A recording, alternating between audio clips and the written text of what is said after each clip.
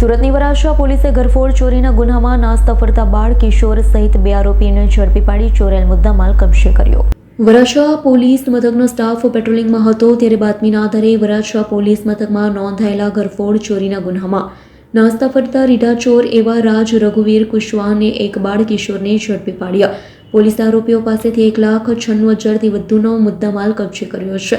તો રીઢોએ વરાછા રણુજાધામ સોસાયટીના ગેટની બાજુમાં આવેલ શિવ ડિજિટલ સ્ટુડિયોમાં ચોરી કરી હોવાની કબૂલાત કરી।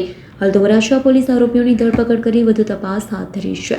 સુરત શહેરના વરાછા પોલીસ સ્ટેશન વિસ્તારમાં આવેલ રણુજાધામ સોસાયટીની બાજુમાં આવેલ શિવ ડિજિટલ સ્ટુડિયો નામની દુકાનમાં જે સ્ટુડિયોને લગતા Canon R body camera, Sigma lens તેમજ કેનન 6D Mark II એ રીતના કેમેરાને લગતા સામાનની 1,96,000 રૂપિયાની ઘરફોડ ચોરી દાખલ થયેલી।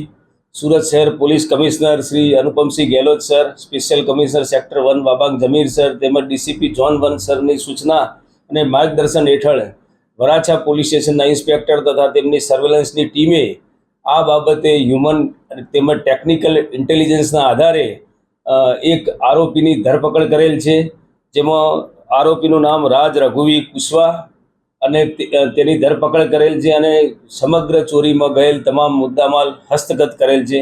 આમ સુરત વરાછા પોલીસને ઘરફોડ ચોરીનો ગુનો ઉકેલવામાં સફળતા પ્રાપ્ત થઈ છે। Bureau report S9 news Surat.